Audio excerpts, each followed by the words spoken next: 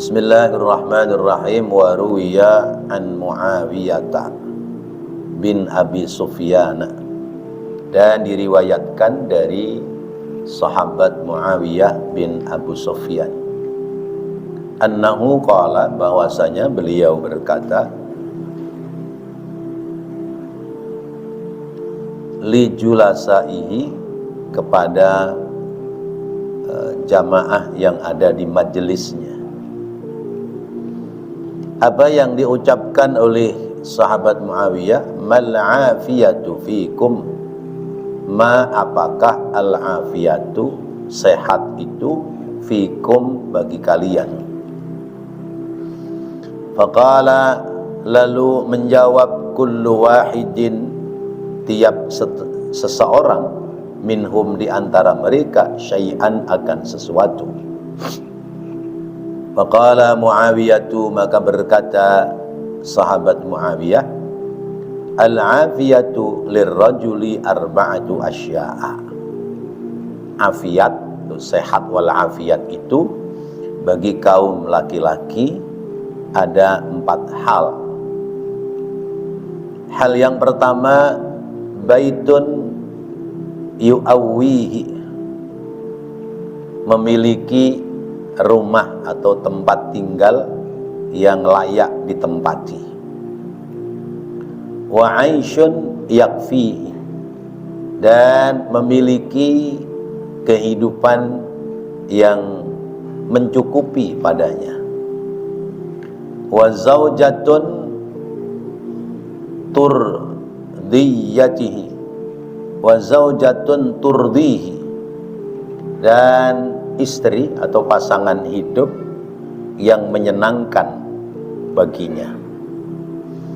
Wa nahnu la na'rifuhu, dan kami tidak mengenali kepadanya, kami tidak kenal terhadap seseorang. Fanu'dhihi, maka kami atau kita tidak menyakitinya, tidak menyakiti kepada orang yang tidak dikenal sekalipun. Yakni, yaitu la ya'rifuhus sultanu, la ya'rifuhu, tidak mengenali kepada seseorang, as-sultanu, pejabat. Fayu'dhihi, lalu pejabat itu tidak menyakiti kepadanya. Li'annahu, karena bahwasanya kana, adalah dia, khalifatan, sebagai khalifah, wasultanan, dan sebagai sultan atau raja. Bapak-bapak, ibu, hadirin hadirat rahimakumullah, kembali membahas tentang makna bersyukur kepada Allah Subhanahu wa ta'ala, bahwa hidup kita itu dikasih oleh Allah 2 hal, ya. Hal pertama, kenikmatan. Hal yang kedua adalah kesulitan. Hidup ini ada kalanya seneng, ya, bahagia, ada kalanya sedih, susah. Ada senang yang mengakibatkan kebahagiaan, ada kesusahan yang mengakibatkan kesedihan. Ini 2 hal yang bertentangan, tetapi selalu menghampiri kita. Bahasa saya, hidup itu ada 2, enak sama enek, ya.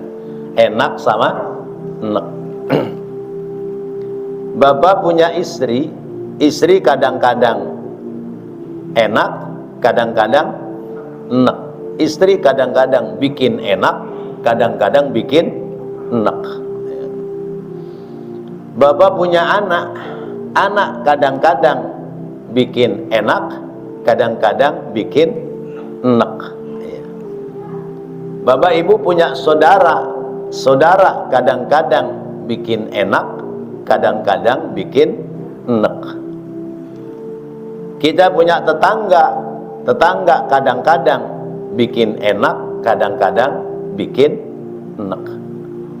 Nah, itulah kehidupan. Ya. Kehidupan itu ada kalanya enak, ada kalanya enek. Kalau lagi enak, kita disuruh apa? Bersyukur. Kalau lagi enek, suruh apa? Sabar. Ya. Iya. Jadi di satu sisi kudu bersyukur, di sisi lain kudu sabar. Sehingga Rasulullah sallallahu alaihi wasallam menyampaikan, ajabtu li amril mu'min li'annahu kulluhu ibadah. Aku ini heran sama urusan orang mukmin, karena bahwasanya urusan orang mukmin itu seluruhnya menjadi ibadah. Bagi orang yang sedang enak, dia bisa bersyukur, maka bersyukur menjadi bagian dari ibadah. Kalau lagi enek bisa sabar, maka sabar terhadap enek-enek, yang enek-enek itu jadi unek-unek, ya, maka menjadi ibadah. Syukur saat enak, sabar saat enek, kedua-duanya menjadi nilai ibadah. Nah, sekarang tinggal seringan mana? Seringan enak apa seringan enek? Sering enak apa sering enak?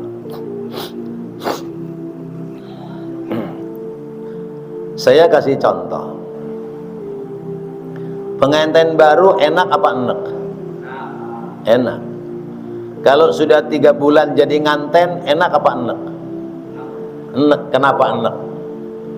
Udah mulai isi perutnya. Iya. Iya.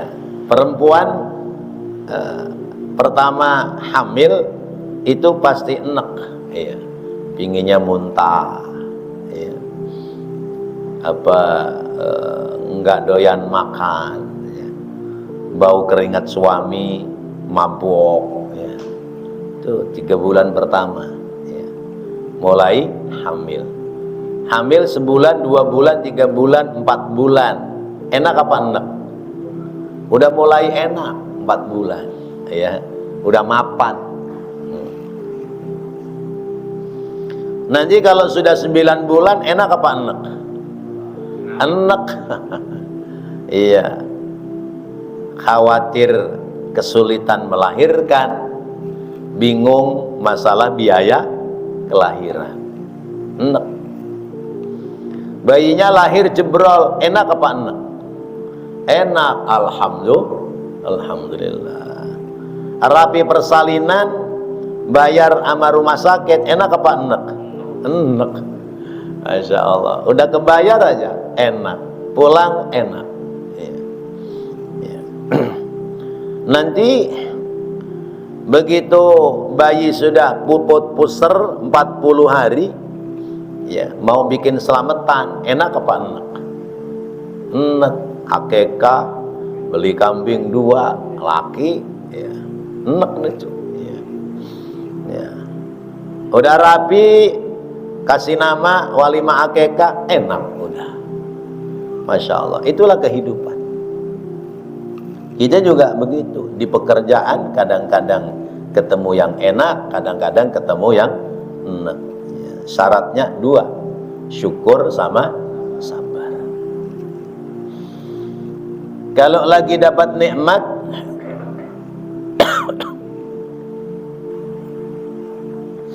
ya, kita mendapatkan al-ihsan minallah, ada kebaikan dari Allah, maka tuqbil ala Allah. Ya.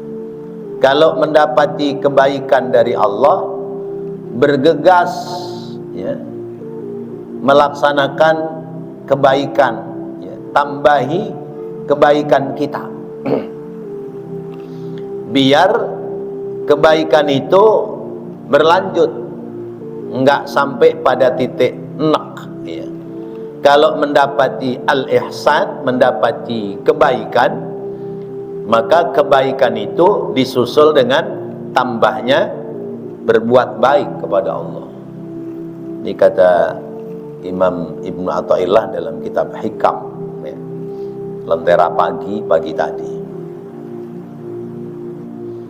Sebab kalau kita mendapati al-ihsan, mendapati nilai kebaikan, tapi kita tidak yukbil,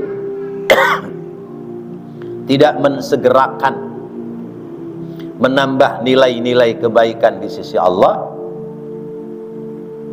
kata Imam Ibnu Athaillah, qayyadallahu ilaihi bisalasilil imtihan, ya. Allah akan membuat belenggu kepadanya dengan rantai-rantai ujian, ya. Orang yang dapat nikmat tapi tidak menambahkan nilai kebaikan atas nikmatnya, Allah mempersiapkan belenggu rantai dari ujian. Kalau dikasih nikmat tidak bertambah berbuat baik, maka Allah menyiapkan ujian. Walam yashkurin ni'am faqad ta'arrada li zawaliha. Siapa yang tidak mensegerakan syukur nikmat, padahal nikmat Allah yang sampai kepada kita enggak terhitung, ya. Kata Allah, wa in ta'uddu ni'matallahi la tuhsuha. Kalau kamu ingin menghitung nikmat Allah, enggak ada habis-habisnya. Jangankan nikmat di luar badan kita, nikmat yang ada di badan kita saja kita menghitungnya nggak habis-habis. Kalau kita tidak segera untuk syukur nikmat, ta'arrada lizawaliha, siap-siap, ya, akan berpindahnya kenikmatan dari diri kita. Siap-siap akan berpindah kenikmatan dari diri kita. Sebab Allah yang menjanjikan, la in syakartum la azidannakum wa la in kafartum inna adzabi lasyadid. Wa man syakaraha faqad qayyada bi'iqaliha. Siapa orang yang syukur nikmat, maka sungguh dia telah mengikat tali ikatan nikmat yang diberikan oleh Allah kepadanya. Jadi kalau kufur nikmat, ya, berarti kenikmatan itu belum diikat. Tapi kalau syukur nikmat, maka nikmat itu sudah diikat dengan tali ikatan namanya syukur nikmat. Nikmat itu tidak akan bergeser, bahkan nikmat itu akan ditambahkan oleh Allah Subhanahu wa ta'ala. Salah seorang sahabat Rasulullah sallallahu alaihi wasallam namanya sahabat Muawiyah bin Abi Sufyan. Beliau menanyakan kepada jamaahnya, karena beliau mempunyai majelis. Bahkan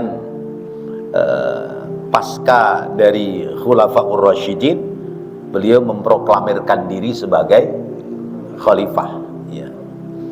Ya. Kemudian khalifah itu menjadi kerajaan yang disebutnya kemudian kerajaan Bani Umayyah.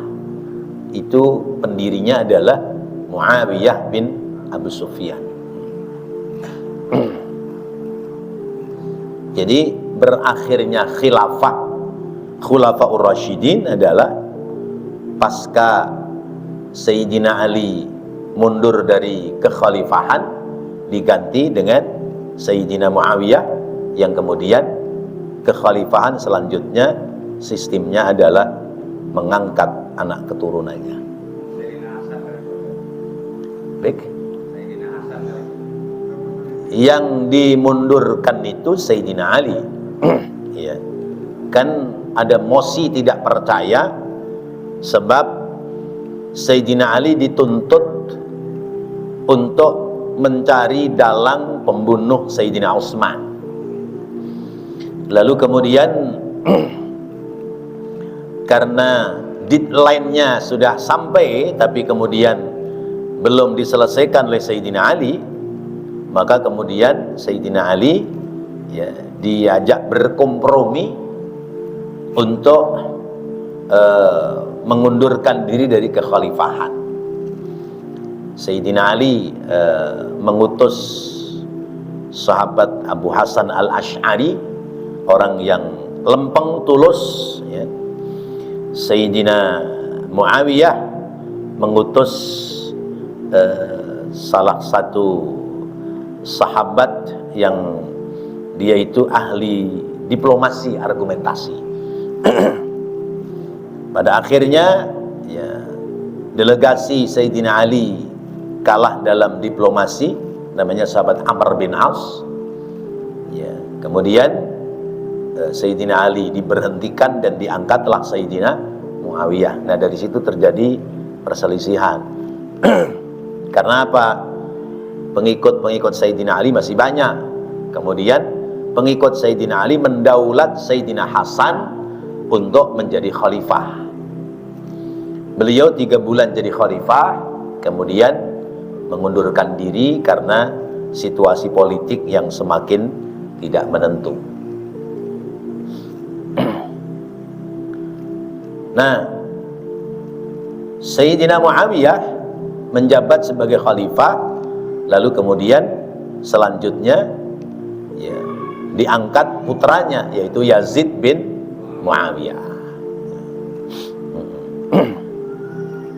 Ini bagian sejarah Islam ya, yang patut kita pelajari, kita ketahui. Sehingga terjadi kelompok yang tidak suka dengan kelompoknya Sayyidina Ali, dan ada kelompok yang tidak suka dengan kelompoknya Sayyidina Muawiyah, namanya kaum Khawarij. Nah kaum Khawarij inilah yang kemudian bersepakat untuk membunuh Sayyidina Ali dan Sayyidina Muawiyah, karena dianggap ya sudah keluar dari aturan agama menurut mereka. Tokohnya diantaranya adalah Abdurrahman bin Muljam, yang kemudian Abdurrahman bin Muljam berhasil membunuh Sayyidina Ali. Ini sejarah kelabu umat Islam. Baik, apa yang disampaikan oleh Sayyidina Muawiyah, ya. Mal'afiyatu minkum ya. Apa yang disebut dengan sehat menurut kalian ya. Sehat itu apa? Sahabat yang lain ada yang jawab begini, begitu, begini, begitu. Kemudian sahabat Muawiyah menyampaikan sehat itu bagi seorang laki-laki syaratnya 4 ya. Sehat itu syaratnya 4. Apa saja itu 4? Yang pertama, baitun yu'awwihi. Orang disebut sehat kalau dia punya rumah yang layak ditempati. Itu namanya sehat ya. Orang punya rumah yang layak untuk ditempati. Baik rumah itu permanen ya, milik mutlak karena dia mungkin kebagian warisan dari orang tuanya, atau mungkin atas ikhtiar lalu kemudian kebeli dia rumah ya. Atau dia ngontrak tapi mampu membayar tiap bulan. Itu namanya baitun yu'wihi, tempat tinggal yang layak untuk dihuni. Nah tempat tinggal ini penting karena orang hidup itu harusnya punya papan ya, punya tempat tinggal. Kalau orang punya tempat tinggal, hidup itu menjadi sehat, kata sahabat Muawiyah. Hidup itu menjadi nyaman, enak, ya. Karena apa? Tidak terlunta-lunta. Kita bisa bayangkan orang hidup nggak punya rumah, nginep di saudara, ada batasan waktunya, ya. Masa mau nginep seumur hidup? Ya. Kasihan saudaranya, disenderin nama kita, lama-lama doyong kayak pohonan. Pohonan aja kalau disenderin mulu lama-lama doyong. Rumah tangga juga begitu, disenderin mulu sama saudara, ya doyong, ya. Bisa-bisa ambruk. Mau tidur di masjid, ya terusir, ya. Ya kalau tidur sekedar kailullah, istirahat sesaat barangkali, ya masih diperbolehkan, ya. Karena ada ruangan-ruangan yang boleh untuk orang sekedar istirahat sesaat. Tapi kalau dia pulangnya ke masjid, makan minum di masjid, ya, tidur di masjid, ya. Apalagi kemudian dia punya keluarga, bisa kita bayangkan, ya. Mana sehatnya, mana nyamannya, mana nikmatnya. Maka orang sehat itu pertama adalah baitun yu'wi, rumah yang layak untuk dihuni. Maka tugas kita, sesudah kita bisa memiliki rumah, tugas berikutnya adalah memikirkan anak-anak kita supaya hidup tidak terlunta-lunta, supaya mereka juga pada punya rumah tinggal walaupun kecil. Karena kehidupan kita ini, apalagi di perkotaan, kalau periode awal itu seperti burung merit. Generasi awal seperti burung merit, ya, burung perit. Burung perit itu kecil, tapi anaknya banyak. Maka dia bikin kandang, sarang gede. Pernah lihat sarang burung perit? Ya di Jakarta mah nggak ketemu, susah. Ya. Dulu di kampung kita masih sering dapat. Ya. Ya. Pohon mangga yang tinggi atau pohon jambu, ya. Dia bikin sarang gede, ya. Ya. Sesudah dia kawin, ya, ketemu dengan pasangan hidupnya, kemudian ketika betinanya sudah mulai, bahasa manusia itu hamil, maka jantannya giat mencari rezeki, membangun rumah, dibuatnya gede, ya. Lalu nelorlah, ya, 12, ya. Orang zaman dulu anaknya banyak, ya. Burung perit, ya, anaknya banyak. Dilolah sama dia, diurus, dirawat sama dia, sampai kemudian mandiri. Sesudah mandiri, dilepas masing-masing. Mereka nyari pasangan masing-masing, ya, nyari hidup lagi sebagaimana layaknya orang tua mereka. Itu burung perit. Ini biasanya generasi awal, ya. Ayah soha, ya, berangkat dari kampung ke Jakarta, ya, ikhtiar usaha, kebeli rumah, begitu ya kira-kira ya. Ya, biar kecil-kecilan punya rumah sendiri, rumah tinggal, ya. Ini sekedar gambaran. Tapi nanti generasi kedua, ini khususnya yang hidup di perkotaan, itu seperti anak ayam, ya.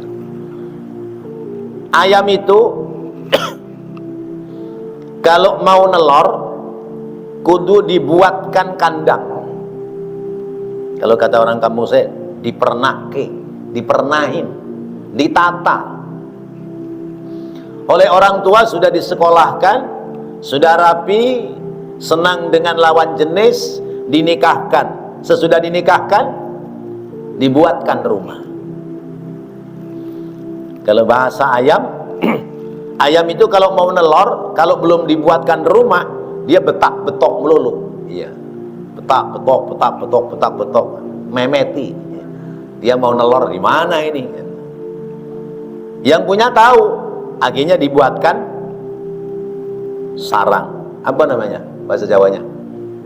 Petarangan. Nah, iya, petarangan. Kalau burung merit tadi susuk, ya. Tapi giliran ayam petarangan. Kalau susuk bikin sendiri. Tapi kalau petarangan dibuatkan sama yang punya. Ya. Dibuatkan tuh. Ayam mau nelor, dibuatkan wadah. Sesudah dibuatkan, dikasih jontrot, tahu jontrot?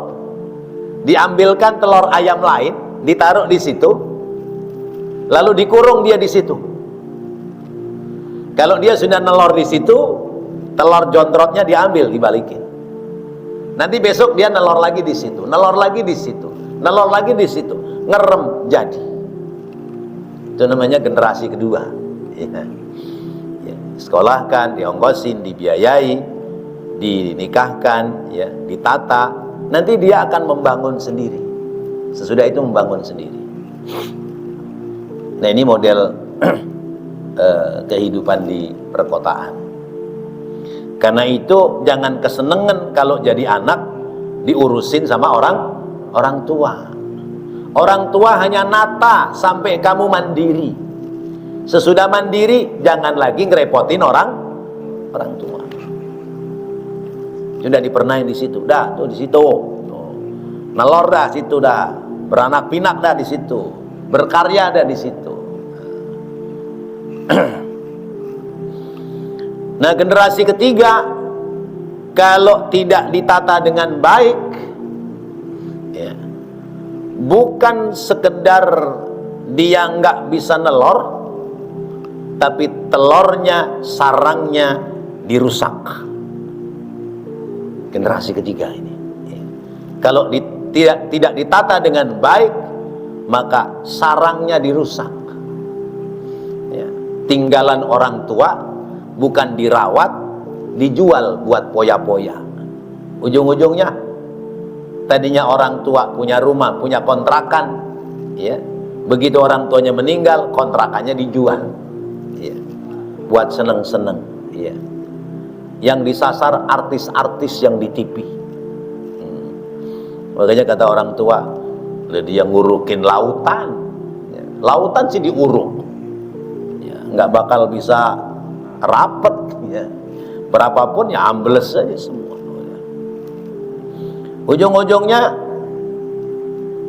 kontrakannya habis, rumah tinggalnya dijual habis, ngontrak nggak bisa, akhirnya lontang-lantung menjadi tanggungan bagi orang lain. Nah, kita harus hati-hati jangan sampai kita punya generasi seperti ini, model generasi ketiga. Maka Allah wanti-wanti kepada kita, wal yakhshal ladzina law taraku min khalfihim dzurriyyatan dhi'afan khafu 'alaihim falyattaqullaha wal yaqulu qawlan sadida. Hendaknya orang punya rasa takut apabila meninggalkan generasi yang lemah dari segi akidah ataupun lemah dari segi ekonomi. Maka ada bahasa begini, biarin dah orang tua nggak bisa bekelin apa-apa, yang penting kamu sekolah yang rajin. Bapak sama emak kerja keras, kamu sekolah yang bener, sekolah yang rajin, biar lulus sekolah, bisa kuliah, lulus kuliah, ya, nggak bisa modalin banda harta, biarin dah bekelin ilmu buat masa depan kamu. Bener nggak seperti itu? Ya. Nah, ini harapan orang tua. Nah, kalau sudah punya baitun yu'wihi, maka berarti dia udah sehat, ya. Ya. Jasmaninya sehat, rohani jiwanya juga sehat. Coba kalau nggak punya rumah, jiwanya sakit, perasaannya menjadi lemah. Masya Allah, luar biasa ini nasihat, ya. Yang kedua, wa aisyun yakfihi, kehidupan yang mencukupi, ya, kehidupan yang mencukupi. Ada rumah tinggal, ada pekerjaan yang bisa menghasilkan rizki, yang rizki ini halal, bisa untuk mencukupi kebutuhan rumah tangga dan keluarga. Aisyun yakfihi. Caranya bagaimana? Jangan malas. Maka bapak-bapak kalau punya anak perawan, ya, jangan dinikahin sama orang laki pemalas. Ya. Anak laki pemalas, anak laki lontang-lantung, ya, anak laki yang senangnya mabok, tuh jangan boleh tuh nikahin anak perempuan bapak-bapak. Karena bahayanya nanti dia akan gandulin, ya, orang tuanya, mertuanya. Cari yang agamanya bagus, yang semangat kerjanya ada, ya. Nggak punya apa-apa, biarin, ya. Asal agamanya bagus, dia mau kerja, nikahin, semangat kerja, rezekinya berdua nanti. Yang ketiga, wa zaujatun turdihi. Orang laki-laki dia akan sehat kalau punya istri yang menyenangkan kepadanya.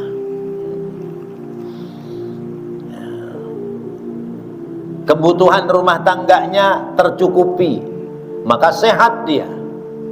Kenapa? Ada ketenangan batin, ada ketenangan jiwa. Tapi coba kalau ekonominya kurang, ya, yang terjadi ya perang dulu, ya, panci melayang, penggorengan melayang, ya, ya, Masya Allah. Istri yang menyenangkan kepada suami. Maka kata Rasulullah, carilah istri itu yang baik. Istri yang baik itu seperti apa? Idza nadharta sarratka. Kalau kamu memandang dia nyenengin kamu. Susah apa gampang jadi perempuan yang begini nih? Susah ya. Yang ada kalau tanggal muda menyenangkan, ya. Tanggal muda menyenangkan karena suami masih banyak duit. Ntar tanggung bulan aja sudah mulai menyulitkan. Akhir bulan memonyongkan. Monyong aja, manyun aja, ya. Nah itu bukan zaujatun turdi. Kemudian yang keempat,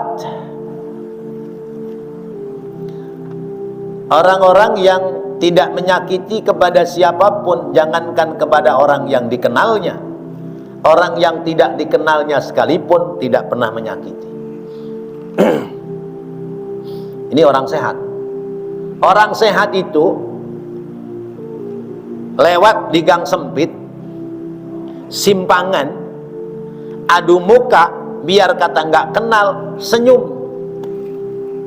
Harusnya begitu, ya. Jangan ya mukanya serem, ya, nggak ada senyumnya. Itu orang nggak sehat, ya. Nggak sehat jiwanya. Kalau orang sehat jiwanya, ya, ketemu di jalanan, ya, biar kata nggak kenal, jalanan sempit, mau simpangan sepeda motor, ya, beradu muka, senyum, ya. Karena kalau orang sudah senyum dibalas senyum, ada kelegaan dalam hati, ya. Biar kata rada sempit-sempit sedikit, pasti ada yang mengalah, ya. Yang satu motornya dimiringin sedikit, udah Pak silakan lewat. Nah, orang udah lewat, dia baru jalan. Itu namanya orang yang al-afiyah. Tapi kalau orang itu nggak punya afiyah, nggak punya kesehatan jiwa, begitu lewat jalanan sempit, dia merasa benar sendiri jalanan dia berhenti aja melotot. Mending berhenti melotot, motornya digang, ngong. Ya Allah, itu berarti nggak punya afiat dia. Ya. Senggolan yang tidak sengaja, langsung nengok, maaf ya, nggak sengaja. Yang satunya karena dia sehat jiwanya, oh ya Pak, nggak apa-apa, hati-hati ya, selesai. Coba kalau nggak sehat, turun standar motor, main nonjok. Udah jelas nih orang jalan, di pinggir, udah pasang sen ke kiri. Harusnya kan dia nyimpangin ke kanan. Dia nyimpanginnya dari kiri, dia yang nabrak motor di depannya. Akhirnya motor yang mau berhenti jungkel, dia jatuh. Begitu dia bangun, langsung ngepel tangan, nonjok sama yang di depannya yang udah pasang sen. Nah, kadang-kadang orang kita begitu. Yang salah yang ngotot, yang salah yang ngotot, ya. Yang bener udah ngalah nerima, justru yang salah yang ngotot. Kenapa ini orang sudah jelas salah kok dia ngotot? Boleh jadi jiwanya tidak punya al-afiyah, jiwanya tidak punya rasa baik, tidak sehat. Apalagi di jalanan, ya. Jalanan isinya ya macet, ya. Pagi-pagi orang buru-buru semua, pingin sampai ke tempat tujuan lebih awal. Karena buru-buru semua, ujung-ujungnya mampet, ya. Sampai ada orang yang menghalalkan segala cara, ya. Ya, melawan arus, ya. Coba bapak-bapak lihat tuh di depan Failaka itu, kalau pagi itu yang keluar dari jalan sini, ya, pom bensin belok kiri itu, yang dari Pasar Palmerah ke sana, itu kalau pagi isinya orang lawan arus, ya. Itu kalau misalnya mobil berhenti di depan motor yang lawan arus, yang melotot, yang marah siapa? Motor yang lawan arus. Jangan-jangan dia nggak punya al-afiyah. Nah, ini salah satunya. Atau orang kalau ingin selamat, ya, ya, orang itu la ya'rifuhu sultanu fayu'dihi li'annahu kana khalifatan wa sultanan, ya. Bisa orang ini tidak kenal akrab dengan pemimpinnya, maka dia menghinakan dia, menghinakan pemimpinnya, sebab khawatir sikap dia itu adalah kesalahan. Kenapa saya jelek-jelekin Pak RT, misalnya begitu. Padahal Pak RT sudah baik, ya. Ya. Uang apa namanya itu, operasional aja sudah dipakai untuk keperluan masyarakatnya. Jangan-jangan saya jelek-jelekin Pak RT karena saya nggak al-afiyah, saya nggak punya jiwa yang sehat. Kalaupun misalnya Pak RT ada sebuah kesalahan yang kita tahu persis, sebaiknya adalah kita datang, kita bicara secara baik-baik, menasehati Pak RT-nya, bukan malah menjadi lahan pembicaraan kepada orang lain. Nah, inilah afiat sehat. Atau sebaliknya, kalau kita tidak ingin dihinakan, maka nggak usah kenal dengan orang-orang besar, ya. Gitu. Kalau kita ingin selamat, nggak usah kenal dengan orang-orang besar. Sebab kenal orang besar itu di satu sisi menyenangkan, di sisi lain menyedihkan. Bapak kenal orang kaya, baik dengan orang kaya, seneng nggak? Seneng, ya, seneng. Kenapa? Karena ini orang kayanya sering bagi-bagi.